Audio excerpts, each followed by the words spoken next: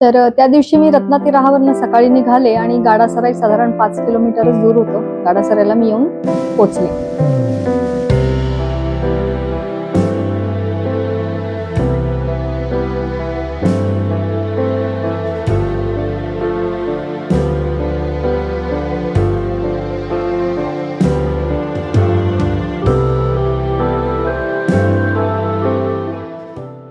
गाडासराई तसं बऱ्यापैकी मोठं गाव आहे. तर तिथे एका दुकानदाराने मला थांबवलं.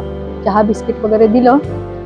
चौकशी केली सगळी, कुठून आलात, कधी परिक्रमा उचलली वगैरे सगळी चौकशी केली. तर तिकडे मध्य प्रदेशमध्ये ना लोकांना असं खूप नवल वाटायचं की ही एकटी परिक्रमा कशी काय करते, हिला घरच्यांनी कसं पाठवलं, नवऱ्याने कसं पाठवलं. मग त्यांचे प्रश्न सुरू व्हायचे की मग तुम्ही एकट्याच का आलात, मग नवऱ्याला का नाही आणलं, तुम्ही घरी भांडून निघालायत का, अगदी इथपर्यंत प्रश्न असायचे त्यांचे. तर सगळी शंका निरसन वगैरे मी करायची आणि मग पुढे निघायची. तशी त्यांनी सगळी चौकशी वगैरे केली आणि सांगितलं पुढचा मार्ग वगैरे. तर इथं काय झालं होतं, परिक्रमेच्या आधी एक भूषण रेलकर म्हणून जबलपूरचे आहेत, त्यांच्याशी मी संपर्कात होते. तर भूषण भाऊ खूप मदत करतात परिक्रमावासियांना, त्याप्रमाणे त्यांनी मलाही मार्गदर्शन केलं होतं. तर त्यांनी एका स्थानाचं नाव सांगितलं होतं की तिथे तुम्ही नक्की जा. पण मी म्हटलं आता कदाचित इथूनच जायचं असेल पुढे, त्यामुळे मी त्यांना फोन केला. तर ते म्हणे नाही, ते स्थान तर मागेच राहिलं म्हणे, पण हरकत नाही, तुम्ही आता गोमती संगमावर जा. तर तुम्हाला तिथे एक ज्योत्स्ना मैया म्हणून भेटतील, त्यांची तुम्ही भेट नक्की घ्या. म्हटलं हरकत नाही.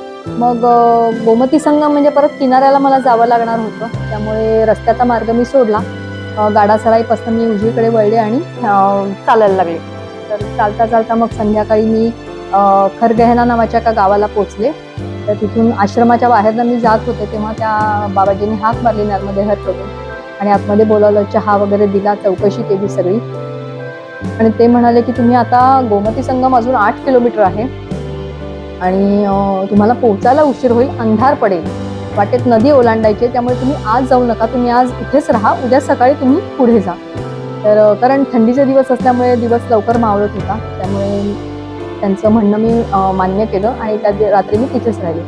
तिथे मला एक येवल्याचे एक बाबाजी भेटले, निकम म्हणून. तेही परिक्रमा, त्यांची तर मोठी 3 वर्षाची परिक्रमा होती, त्यामुळे तेही तिथे त्या दिवशी होते. त्यामुळे आम्ही दोघंजण तिथे राहिलो.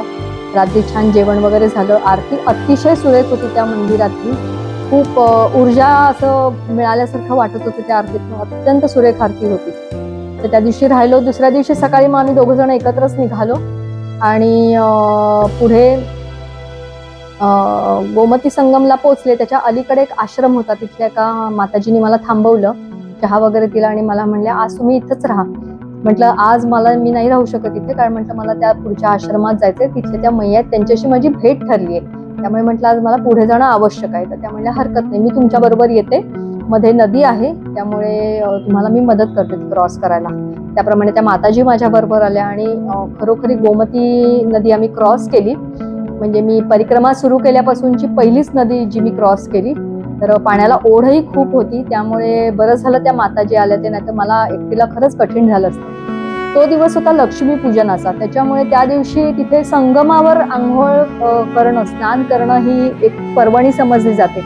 तर ती पर्वणी साधायला तिथे खूप लोक आले होते, बरीच गर्दी होती आणि लोक येऊन छान स्नान वगैरे करत होती.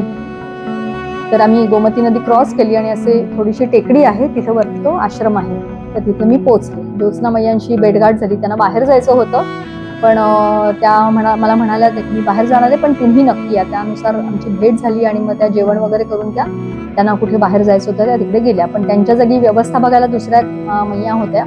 तर त्यांनी सांगितलं आता दिवाळी आहे, तर उद्या पण तू इथेच राहा. तर मी म्हटलं हरकत नाही, त्यामुळे मी दुसऱ्या दिवशी पण तिथेच राहिले. तिसऱ्या दिवशी मी निघाले तिकडनं आणि मग रस्त्यावरून जायचं असतं तर मला परत गोमती नदी क्रॉस करून उलट परत बाहेर जाऊन रस्ता गाठावा लागला असता. त्यामुळे मी ठरवलं तर अनायसे आपण किनाऱ्यालाच आलो आहोत, तर आपण किनाऱ्यानेच पुढे जाऊया. त्यामुळे त्यांनी सांगितलं की अशी पायवाट आहे, पगदंडी आहे, एवढं काही काळजीचं कारण नाही, व्यवस्थित वाट आहे, अगदी व्यवस्थित जाऊ शकता. त्यामुळे मी सकाळी निघाले तिथून आणि किनाऱ्यावरनं वाटचाल सुरू केली. तर किनाऱ्याच्या वाटांची आपल्याला एवढी म्हणजे मला सवय नव्हती, त्यामुळे 1-2 वेळा चुकले. मग मध्ये कुणीतरी भेटलं, त्यांनी मार्ग दाखवला, मग परत कधी वरती चढून कधी खाली उतरून अशी आपली किनाऱ्यावरून वाटचाल माझी सुरू होती. त्याप्रमाणे तिथून निघाले मी साधारण 7-7:30ला आणि 10च्या सुमाराला मी हनुमान घाटाला पोचले. तर हनुमान घाटाला अतिशय सुंदर घाट आहे, मंदिर अतिशय सुंदर आहे आणि वरती मोठं मंदिर आहे आणि मध्ये घाटावर असं पायऱ्या असतात, तर मध्ये मध्ये थोडी जी जागा असते तिथे छोटी छोटी मंदिरं आहेत. तर अतिशय सुंदर वातावरण होतं. भरपूर त्या दिवशी तिथे गोधन आलेलं होतं, लोकांनी आणलेलं होतं. मग लोक त्यांना आंघोळ घालत होती, सजवत होती. तर खूप छान वातावरण होतं, भरपूर गर्दी होती. तर मी त्या वरच्या मंदिरात पोहोचले. त्या बाबाजींचं काहीतरी पूजा वगैरे चालू होती, त्यांनी थांबायला सांगितलं थोडा वेळ. तर म्हटलं त्यांची पूजा होती तोवर आपण माईचं दर्शन घेऊ. मग घरी फोन केला, व्हिडिओ कॉल केला, त्यानेही माईचं दर्शन घडवलं. आणि माई तिथून इतकी जोरात वाहते, म्हणजे अगदी रेवा हे नाव ती सारखं करते, अगदी खळखळ खळखळ करत आवाज करत ती वाहत होती तिथनं. इतका सुंदर घाट होता तो, मला खूप आवडला. मग मी खाली घाटावर गेले, मैयाच्या इथं अगदी खाली जाऊन बसले, नर्मदाष्टक म्हटलं, जल भरून घेतलं मैयाचं आणि मग छोटी छोटी जी मंदिरं होती तिथे जाऊन मी जलाभिषेक केला. शिवलिंग होती तिथे जाऊन जलाभिषेक केला. तेवढ्यात वर्ण हा काली माताजी आ जाओ. मग वरती गेले तर त्यांनी 10च वाजले, तर 10-10:30 त्यांनी थेट जेवायलाच बसवलं. डाळ आणि भात असा छान मेनू होता. तर जेवण वगैरे केलं, थोडा वेळ थांबले आणि ते म्हणे आता इथून तुम्ही पुढे जाऊ शकता किनाऱ्याने, काही प्रॉब्लेम नाहीये. तर किनाऱ्यावरनं मी निघाले पुढे आणि मागचा जो म्हणजे गोमती संगम ते हनुमान घाट जी काही वाट होती त्याच्यापेक्षा कठीण वाट हनुमान घाटापासून पुढे होती. आणि अक्षरशः असे काळे मोठाले खडक होते, म्हणजे कधी ते खडक चढून वरती जायचं, कधी खाली उतरायचं, जागा नसेल तर मैयाच्या पात्रात थोडंसं उतरून असं चालायचं. इतकं म्हणजे बऱ्यापैकी कठीण रस्ता होता तो. आणि सकाळची वेळ दुपारची वेळ होती, त्यामुळे किनाऱ्यालाही कोणी नव्हतं.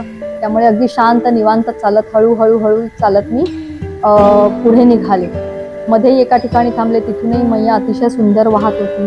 तर थोडा वेळ बसून विश्रांती वगैरे घेतली आणि मग पुढे निघाले. मग एक वरती आश्रम लागला, तिथली एक रजपूत बाई होती, तिने मला बोलावलं, काळा चहा वगैरे दिला आणि म्हणली आज तू इथेच राहा. म्हटलं आज नको इथे, म्हटलं आज मला दिंडोरीला पोचायचंय. तर मग तिला म्हटलं आता नको मला आग्रह करून, मी जाते पुढे, मला दिंडोरी अजून गाठायचंय. तर ती म्हणजे हरकत नाही. तिथून मी निघाले आणि अक्षरशः 1 किलोमीटर मी पुढे आले असेल, रामघाट लागला, लक्ष्मण मंडवा पण म्हणतात त्याला. तर तिथे मी आले. तर तिथून आले तर किनाऱ्याने अशी चालले, तर बाजूला एक आश्रम होता, तिथून हाक आली नर्मदेहर. तर मी पण बघितलं, नर्मदेहर केलं आणि त्यांनी पुढे काहीच बोलले नाही, त्यामुळे मी पुढे सरळ निघाले. तर तो रस्ता असा त्यांच्या आश्रमाच्या समोरनच जात होता. तर त्या महाराजांनी परत मला हाक मारली आणि आश्रमात बोलावलं. तर मीही आश्रमात गेले, काहीतरी 3-3:30 वगैरे झाले होते. तर त्यांनी चहा, काजू कतली, फरसाण असं सगळं दिलं आणि चौकशी केली की कुठून आलात काय, सगळ्या चौकशा वगैरे झाल्या. आणि त्यांना म्हटलं आज मला दिंडोरीला पोचायचं. तर ते म्हणे की इथून पुढे किनाऱ्यानेच जाणार असा तर किनाऱ्यावरचा रस्ता पुढचा खूप कठीण आहे आणि थोड्या वेळाने थंडीचे दिवस असल्यामुळे लवकर दिवस मावळतो, त्याच्यामुळे आता थोड्या वेळाने अंधार पण पडेल, तुम्हाला शक्यच होणार नाही. त्यापेक्षा तुम्ही आजच्या दिवस इथे मुक्काम करा. मग मी सगळं विचार करून म्हटलं ठीक आहे, हरकत नाही, मी मुक्काम करते. मग त्या दिवशी मी तिथे मुक्काम केला. संध्याकाळी त्या महाराजांची बरीच शिष्यमंडळी आली होती आणि ते महाराजही चांगले भजन वगैरे गाणारे होते, त्याच्यामुळे त्यांनी संध्याकाळी स्वतः भरपूर भजनं गायली आणि मलाही माझ्याकडनंही बरीच मराठी भजनं त्यांनी गाऊन घेतली. तर रात्री छान जेवण वगैरे झालं आणि त्यांच्या इथेच रात्री मी राहिले. द्विषत्सु पापजात जात कारिवारि संयुतम्